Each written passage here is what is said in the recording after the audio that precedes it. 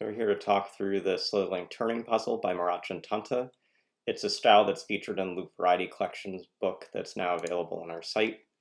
One thing that we set up in the interface for this puzzle, if you hit the tab key, you'll go between being able to draw lines and mark X's with left clicks and right clicks. But in this puzzle, being able to mark some circle vertices is helpful for notation. I'm going to choose a style where I'm going to use a black circle to indicate that there is a turn in that cell, a white circle to indicate there is not a turn in that cell, and a gray circle to say, like, between these clues, one of these has a turn.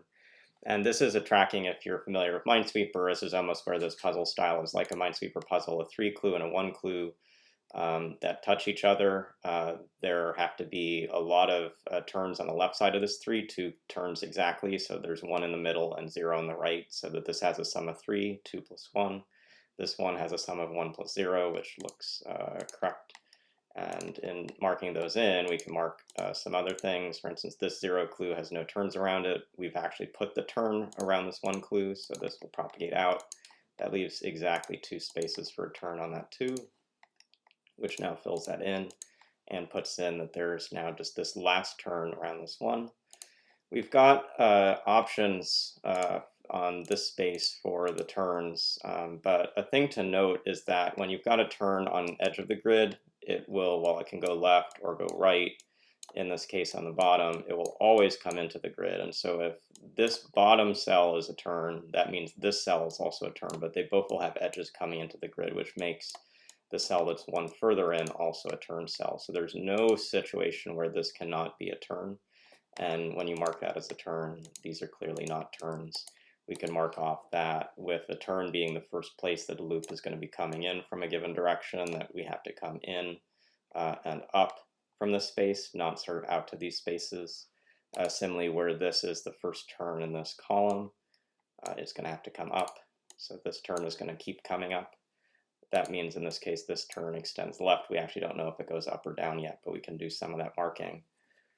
Now, one thing to do as we keep going through this, let's mark some more now on this side where we've got 2 turns, 1 turn, and 0 turns around this 3, 1.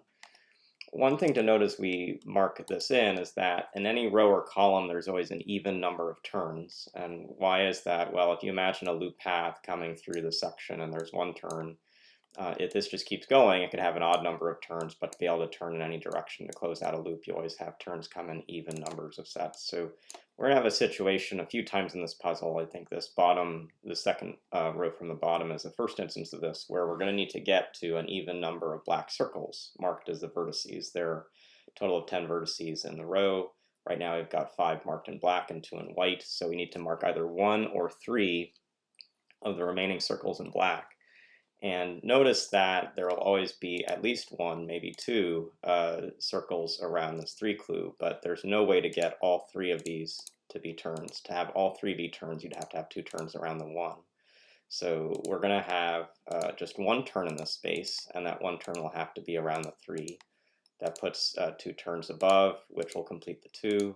That puts 2 turns here, which completes the 3, leaves this last thing unmarked. And this one is unmarked. And now if we come back and draw on the loop pieces, this section is going to keep coming to the left. We know that for sure. This is going to come in, something like this. We actually now have another row. This is now 3 from the bottom, which has, we can mark 1 more cell. We can't come into this space anymore. We've got 1, 2, a third, and we're going to need to have a 4th turn right here. And so we'll put this into the grid and get some more definition. This is going to have to come across. That now means this cell can't be the turn, so this cell is the turn. And we're filling in a good bit of this space. Now, I think a way to think through what's next is to now try to resolve this 1 clue and recognize that, first of all, we can't turn in from this bottom cell because that would connect with a connected part of the loop. So we're going to actually finish a loop on this side for this 2 clue. If we turned in here, again, this is going to intersect another part of the loop and put in 2 turns. So there are constraints around the borders of the grid that a 1 clue, which may have a turn, can't also have a turn coming in from the edge of the grid. And so this has to be the turn up top. So these are not turns down below. Putting that into the grid, we're going to get this kind of space. Notice right now, if this loop came down, it comes around and immediately turns in and closes itself off. So this is the first place in the grid we can start to get some of the loop definition being put in, which will help us for sure. One thing, we had an earlier version of this film puzzle where I made too soon a deduction on this right side, and it was because I hadn't done the bottom first. And so if you see how to do the bottom first, we're going to close this in, we're going to close this in. We've now closed off the loop fully and have completely satisfied the clues that we knew in the space. So let's come back. Looks like a good place to come back to is over here.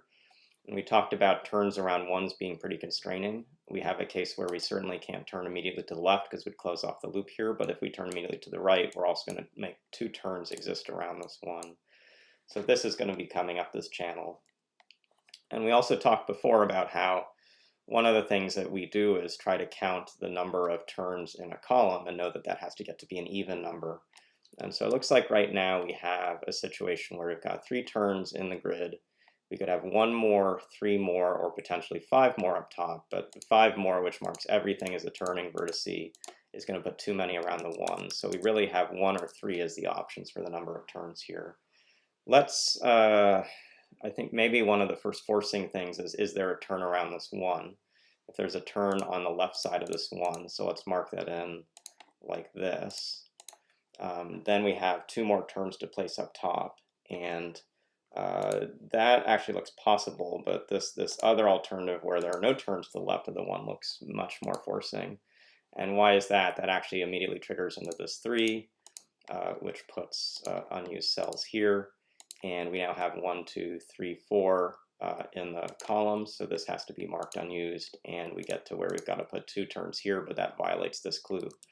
So something I think we can deduce at this point is that one of these 2 cells on the left of the 1 is for sure a turn, so this cell is not a turn, and we're going to continue up that column. That means the turn for that one is over here. Putting this into the grid, we now should think about which of these on the right side is the turn. Notice that if we turn through this cell, we're going to get to another cell where we've got a turn over here, and that's going to put 2 turns around this 1 clue.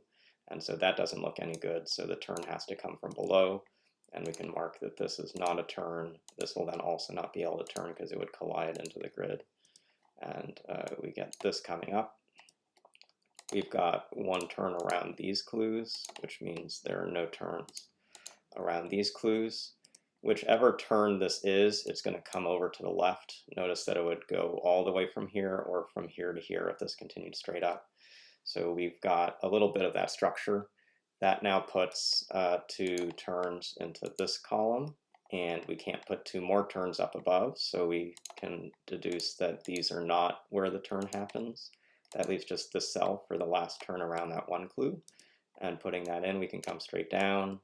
This is going to have to then continue up and form a cross to make this pattern. We're going to get 2 turns here.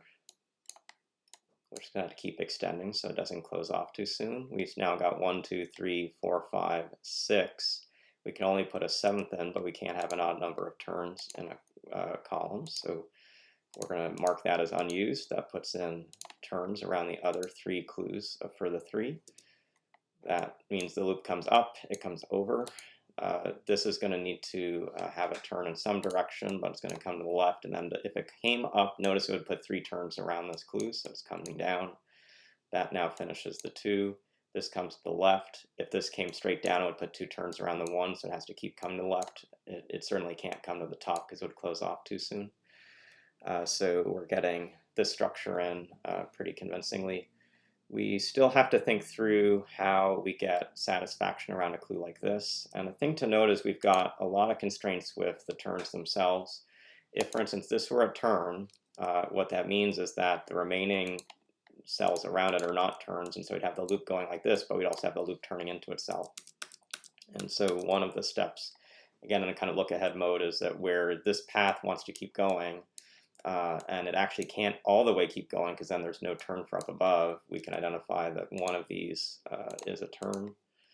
So these are not turns down below, and this is not a turn up here. So this comes over to the left 1 more. This has to keep extending so we don't close off the loop. Now there's only one cell left for a turn around this one clue. And so putting in this turn marks these as not turns. Based on this row having 2 turns, that's also now not used. So we can come to here. We get where there's a turn around that one clue on its bottom edge, so there's no turn here. Whichever way this turn goes, it's going to extend a loop into this side. And in seeing that, we now have a case where we don't want to connect these. So the turn is on the right side. This comes straight. This continues straight. We come down to here. We've got a case where we're not going to be able to come into this cell because there's no more place to turn in this row. So it's going to have to turn here and keep going out. And that now means that there's no space for this to be the turn. This is the turn.